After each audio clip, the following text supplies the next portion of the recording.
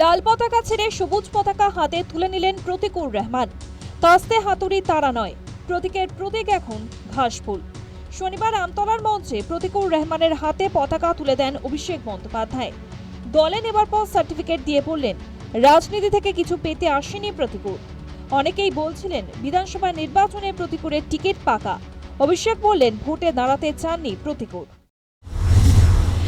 আমি প্রতীকুরকে ধন্যবাদ জানাবো যে সাহস দেখিয়ে সিপিএমের ওই বেড়াজাল ভেঙে ও তৃণমূলে এসে আমার সাথে কথা বলেছে, আমি তার জন্য ওকে ধন্যবাদ জানাবো। আমরা বিগত দিনে যাদেরকে দেখেছি সামনে মাঠে ময়দানে লড়াই করছে, আমি বলেছি প্রতীকুর তাদের মধ্যে অন্যতম।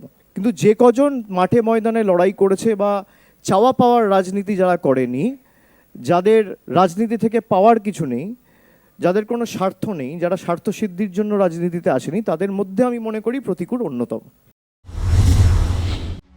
নতুন মঞ্চে প্রতীকুর প্রথম দিনেই টার্গেট হিসেবে বেছে নিলেন মোহাম্মদ সেলিমকে।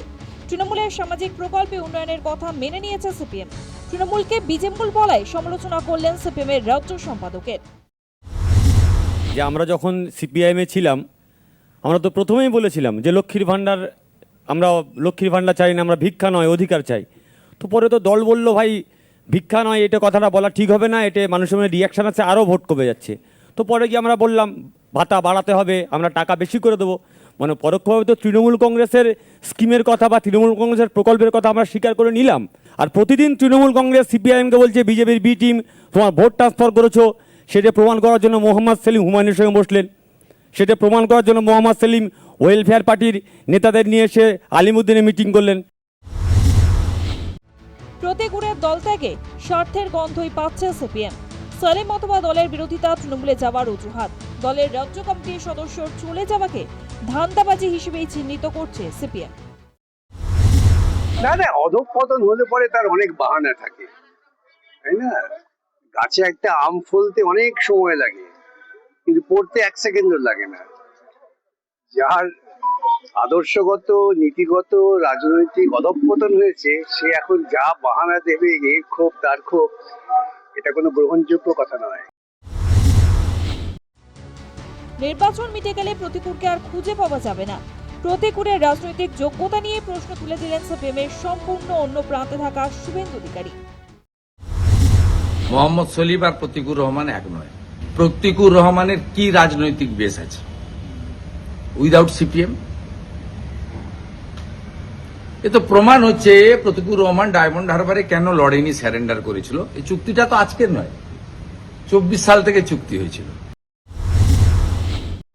দুদিন আগে প্রতীকুরের দল ছাড়া নিয়ে মোহাম্মদ সেলিম বেদনার কথা জানিয়েছিলেন। প্রতীকুর তা নিয়ে কটাক্ষও করেন। অধীর চৌধুরী মোহাম্মদ সেলিমের বেদনার সঙ্গে সহমর্মিতাই প্রকাশ করলেন। স্নেহ করেছে তাই বলতে পারে, আমাদেরও হয় এরকম। আমাদের অনেক কংগ্রেসের লোকরা পালায় যখন, তখন তো খারাপ লাগে। তাদেরকে মানুষ করি, তাদেরকে বুদ্ধি দিই, জায়গা দিই, সুযোগ দিই, পদ দিই, তারপরে হঠাৎ করে ফাইন মর্নিং করছে, তৃণমূলে উন্নয়নের জন্য চলে যাচ্ছে, তখন আমাদেরও খারাপ লাগে। যারা মাথায় থাকে তাদের খারাপ তো লাগে। সেলিম ভাইয়ের খারাপ লাগার পিছনে যথেষ্ট যুক্তি আছে। প্রতীকুর প্রকাশ্যে দলের বিরুদ্ধে সরব হওয়ার পরেও সিপিএম এতদিন পর্যন্ত কোনো ব্যবস্থা নেয়নি। প্রতীকুর তৃণমূলে যোগদান করার পর পার্টি থেকে প্রতীকুরকে বহিষ্কারের কথা জানিয়েছে আলিমুদ্দিন স্ট্রিট। তাহলে কি যে তরুণ ব্রিগেড সাম্প্রতিক সময়ে দলের সামনের সারিতে এগিয়ে এসেছে তারাও এখন ধন্দে? ব্যক্তি প্রতীকুর রহমান হয়তো ততটা বড় বিষয় নয়, কিন্তু তরুণ ব্রিগেডের এক সদস্যের চলে যাওয়া নিঃসন্দেহে ভাবাবে সিপিএমকে।